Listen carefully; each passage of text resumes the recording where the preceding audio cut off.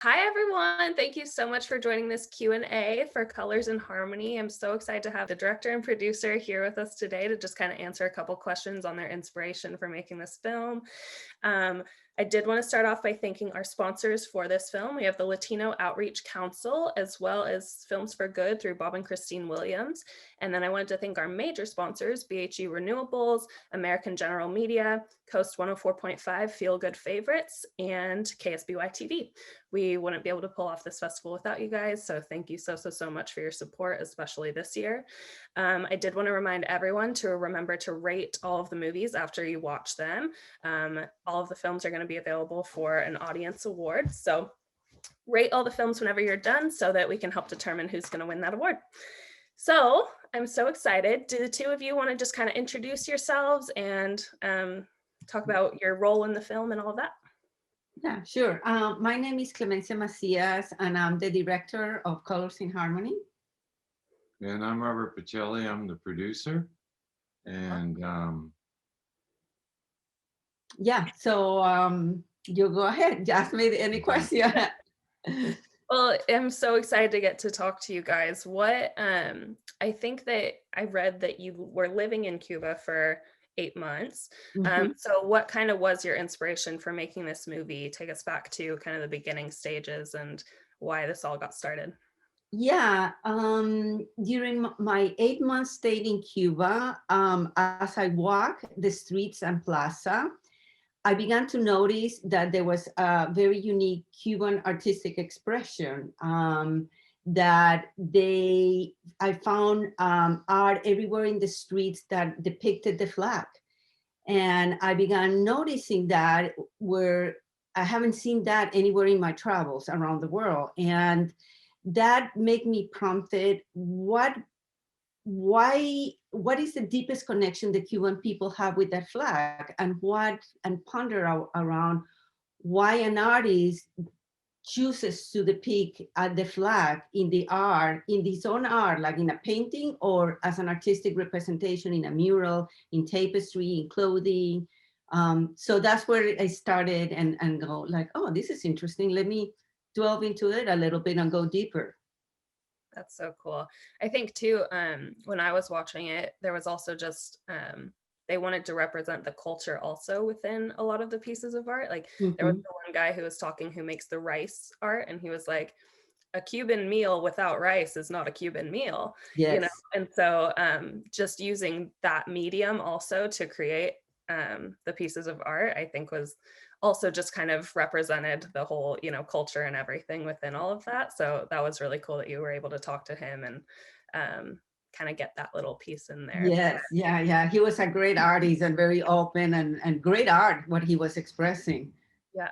Were there any other kind of examples of that or examples of art that you saw that maybe weren't the flag, but were kind of representative of the culture and of their feelings toward the flag or everything? Yeah, let's see. That artist definitely was very specific, talking about the rice and the flag. There's another one that is in the film that talks about why he puts, rather than the star, a white heart. And so it's like it still is the representation of the flag, but yet it's an artistic and unique expression that they put their own little touch into it. So it's also that heart like represents, they're very human, they're really warm people, and the heart for them is express, the warmth of the people, the heart they feel, they really care for each other. It's a society that they had to really help each other in order to survive, and they're really they have solidarity and humanity. It's woven among all of that culture. Yeah. yeah, I think one thing about the manifestation of their political or their awareness of the flag is probably not what people think about marching around seeing Castro ranting and raving or this or that. That doesn't exist there. What exists, like you see in Clemencia's film, is a sincere love, not only of their flag, but of their country and their people that really transcends. I mean, the Spanish were there, the British were there, everybody was there. But in the end, these people chose to stay behind, and this is the manifestation of the love of their country and their people. Yeah. It's not Fidel standing there screaming at the top of his lungs like we usually get. Yeah. You know? So if No, people get anything else from Clemencia's film, they should get that this is a sincere love of their people and their country. yeah, no, and I think that's so cool that because I think what we do get is kind of more of the negative side of things. And so to see Right. this film and to see the beautiful parts and that they're happy there and they're, Right. you know, all of that, I think it was just a good representation of, yeah, just not the negativeness of it. So thank you for, you know, enlightening people, I guess. Oh yeah, great, great. I'm glad to hear. I'm glad to hear you like it, and that all of that their that humanness that they have, and they're so different because we don't really know too much about the Cuban people here in the United States. What we see is always negative, and always like anything that comes out of Cuba is bad. Everything that comes from the United States is good, and if they somehow encounter their opposed, Right. when we're still humans. Yeah. You know, one thing I noticed, and Clemencia should address this, women rule in Cuba. They walk the streets totally it could be midnight and we'd see beautiful young girls walking along, teenagers, absolutely, totally with no fear. So as a woman filmmaker, that must have really impressed you, no? Yeah, I mean, I shot one black woman, and she actually is a journalist because I also wanted to talk to not only artists but citizens and journalists, and she's great. I mean, she's seeing, look, we are a society that are changing, and we're still evolving, and we don't know where we're going, and they know that, and she's still saying the artistic representation is still very valid to us. So yeah. Eventually, I want to go back and maybe expand what I did and do more. I mean, I have there's some shots that they didn't make into the film, like any film you have to cut. But there was a young kid that actually was a skater, and he actually tattooed the flags in his calves, and I was like, wow, you know. And the more you're there, the more you go like, what is that deepness connection? What is that? And you just have to explore it and dig deeper and deeper. Yeah, the sad part about it is people ask us, how did we go to Cuba? Well, at the time it was still under the Obama administration, and you could go with a tourist card. And everybody from JetBlue to American Airlines had opened up all these new gates in Havana, and the hope was that there was going to be, you know, a change in normalization. In fact, we flew nonstop from LA. It was like 4.5 hours, and we were in Havana, right? So they have since changed that back. Now they were part of the international terrorist group with Korea and Iran or whatever. And it was very sad because we actually went in there on a tourist card, Yeah. and everybody we met was just gracious as all, you know, just incredibly gracious. Yeah. And the So, Cuban people really welcome American people, and they had the Airbnbs, and they have restaurants and the hotels. So obviously with the previous administration, it closed everything, even docking of ships, everything. And really, they really need some kind, the tourists for them, European, Latin American, American, it was a way for them to bring economics to the island and the people, and everybody helps, you know, so the money circulates, but now they're not now there. we're back into Yeah. the same old, even though the pandemic now, as it rages around the world, the most important export is Cuban doctors. Cuban doctors Yeah, and interesting. Cubans in general are probably the most highly educated people I've ever met.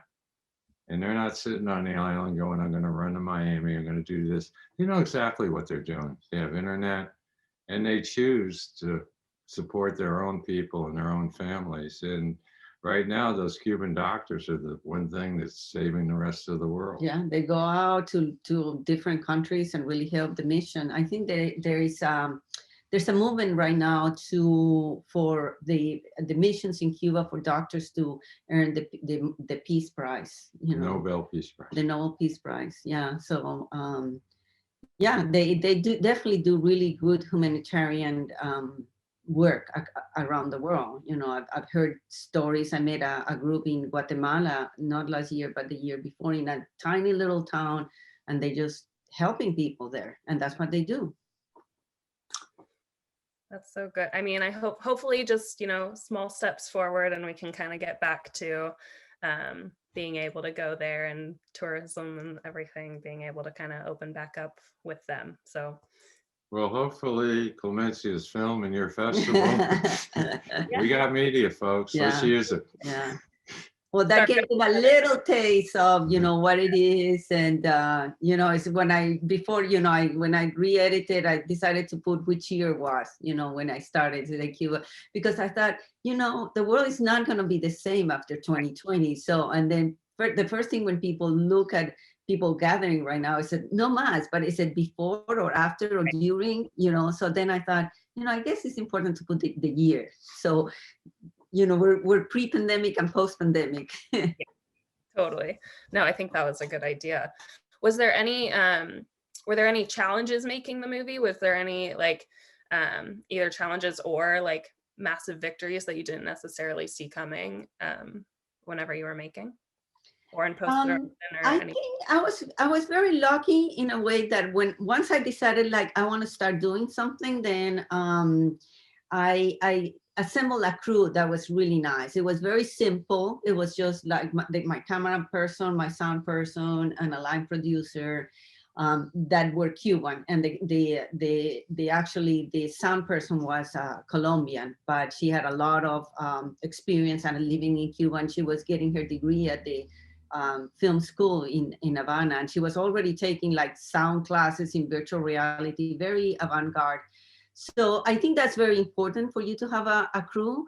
I wanted to have a Cuban filmmaker, and I think maybe if I go back, I will mix between a Cuban filmmaker and a non-Cuban filmmaker, because the view, but also because it will help me navigate the street. It will help me navigate how we do things.